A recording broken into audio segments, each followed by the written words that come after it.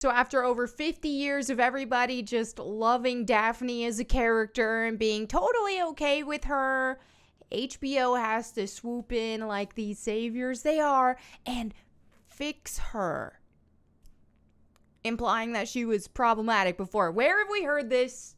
Where have we heard this time and time again? Lara Croft, ring a bell? Now Daphne is under attack. So here's a tweet by MJ Tanner that says the OG Daphne, he's quoting here about what the interview stated. The OG Daphne had no character and was just there to be hot, unlike our version, is basically what they're implying. And then they immediately sexualize her right here. So there's all kinds of issues with this and the hypocrisy there, among many other things. But let's go ahead and first and just take a look at what this says, and we'll go from there. So it says, forget everything you know about Daphne Blake, which... like I said, we've heard this before with Lara Croft. They said the exact same thing to us with the reboot. Forget everything you know about Lara Croft. I don't know what it is about the erasure of the bombshell pretty characters, but here we are. All right, let's continue. It should take 0 seconds as there was nothing to know. Okay, so just going to insult the character that you're portraying this in this show. So again, same thing they've done with Lara Croft, called her an ice queen, acted like there was absolutely nothing about her personality and all that. Okay, that's smart. Go ahead and make something for a fan base and completely just insult the original source. All right then. She was attractive, but also ...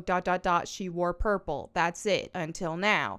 Our Daphne is diverse and a foundling raised by 2 female police officers. Because, of course, okay, let's keep going.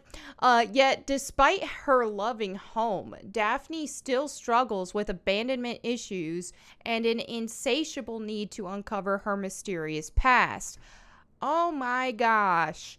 They did this crap with Lara Croft too. So it's like, take a character who was confident in herself, beautiful, and just give her all kinds of insecurities about her own personal life and make that just her entire meaning to live, is to unlock these mysteries about her own personal life, her upbringing, what makes her tick, or in Lara Croft's case, her parents, blah, blah, blah. Just turn her into an emotional basket case instead, because that's character development. All right, let's continue.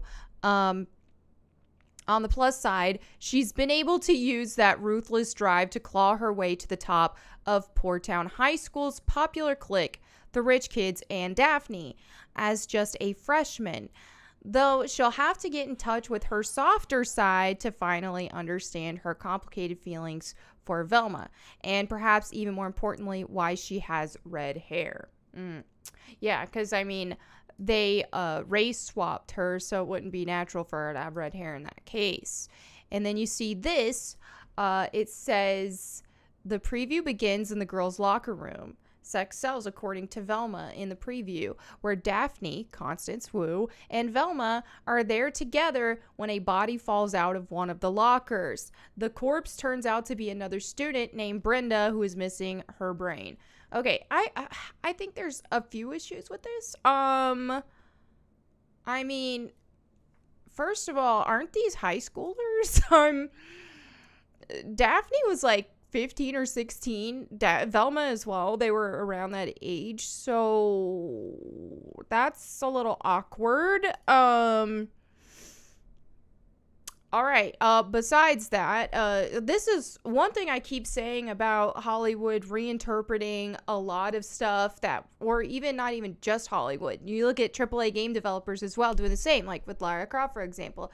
They're taking up these IPs that they don't actually care about. They're not actually fans of, and they expect fans to like it when they want to transform it and change it completely unrecognizable. They want to rewrite history. They want to call the thing that they are creating, they want to call the original problematic, and they want to act like they're swooping in and fixing it, as if, you know, people weren't fans of Scooby-Doo for over 50 years, so clearly they did something right. But no, Now they want to act like they got to swoop in and fix things. Now, let me just state the obvious that all of us know, but clearly HBO doesn't. When you any horror, like your stereotypical horror movie archetypes, all that kind of stuff, they always have they stick with those like high school roles, right, that different people have, and the stereotypes, right? And this is exactly what they've done here. Okay, you've got like the more jock popular dude type in Fred, and he is the leader. Okay, Daphne fit that popular girl bombshell archetype, and Shaggy was like that hippie class clown, and you had Velma, who was that nerdy type. All right, so this is seriously just what almost every horror movie does. You have your different stereotype characters, and it doesn't make them bad. They all fit the different roles here, and they all work together, and that's honestly kind of cool to see these high schoolers who are all very different, and in who actually in high school would not necessarily be a normal grouping, right? Because normally the nerds hang out together, the hippies hang out together, the popular ones hang out together. But in this case, they are all working together. So, yeah, that's pretty neat. But for some reason, HBO just completely misses the mark of that altogether. Gene Gentry here says if it weren't for double standards, they'd have none. Zany Cartoons here says weird that they made the girl who knows karate in other versions Asian. It couldn't have been it could have been accidental, but it's quite the coincidence. Yeah. Interesting. So it's like they can't even woke right. Whenever they try to woke, and then they made the typical stoner dude, they race swapped him. So it's just like they even when they're attempting to be woke here, they're doing that wrong. This is really this is really like starting out on the wrong foot. So as you can see by the characters here, and no Scooby apparently, so how does this even make sense? I don't know. Oh my gosh, someone's memeing below. Y'all can just, I ain't gonna tackle that. Anyway, so this is what we got here. Now, the art styles, these two actually have the same art style, but also Fred here looks like a completely different art style. I don't understand what is even going on with that. So okay, Fred actually looks recognizable to himself. They completely race swapped 3 out of the 4 characters, right? Daphne is Asian now, and you have Shaggy, who's black now, and then same with Velma. The problem here too is like they completely removed Velma's shape as well. You notice that? It's like she's got no shape under there. They've tried to make her, I don't know. They just didn't really care about any sort of accuracy with Velma going on there. And it's one thing, race swaps in general, with movies, live action stuff, you can at least have the argument that, okay, we picked the best actor for the job. They portrayed the character the best, which honestly isn't always the case in Hollywood, but just saying, you can at least fall back on that. But when it comes to an animated feature like this, it just goes to show that there was no purpose for this other than for their own just wanting woke points, basically. There was no purpose behind it. There was, and especially since they did it all the most extreme, stereotypical way. So, oh my gosh, the memes. I'm not going to touch the memes.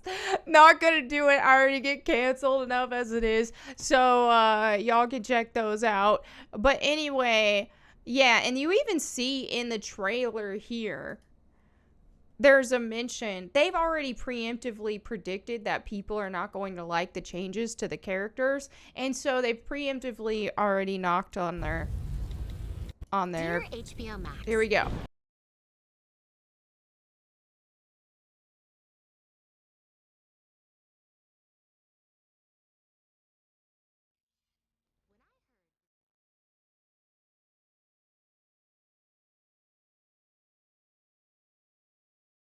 Jinkies. If there is one thing the internet agrees on, it's that you should never change anything ever. I hope you die. Sincerely, Velma. Well, at least Judy's still white. Yeah, so just mocking the fans, already preemptively covering that, knowing that they're gonna get backlash. And so it's just, okay, let's just mock everybody here. You know. And this is what, like I said, when you have people making these properties and continuing these legacies, they really don't care about the source material. They don't care about, if you're a true fan, you're going to want to stay accurate and you're going to really want to tell a story accurately. Same thing with, like I keep talking about, Tomb Raider. If you actually had hardcore Tomb Raider fans working on the newer games, or especially in higher level positions to help really put in a lot of input, then yeah, you'd see a lot of accuracy would take top priority, and furthering the story, making it advance, and not just completely transforming it. There's always some room for a little bit of minor changes because maybe it'll just fit the whatever news story is, but this isn't just minor changes. This is completely transforming everything. And what is going to happen is this is going to bomb. They're going to blame fans. They're going to call fans racist. They're going to call fans sexist. They're going to do all of that they always do. And once again, when you look at the version that is going to be passed down for even more generations, it is going to be the original version, because new stuff that keeps trying to transform the original stuff, it never does it. It never does it to a point to where, hey, this is what the new generations are going to keep remembering. We keep going back to the old stuff, because the old stuff just focused on creating an entertaining story, and that's where we're at. It was like a way to escape from the politics and a way to escape from the craziness of the world, but that's not where we're at anymore. So anyway, there you have it for today's video. Let me know what you think in the comments below. I'll catch you next time, and in the meantime, go boom.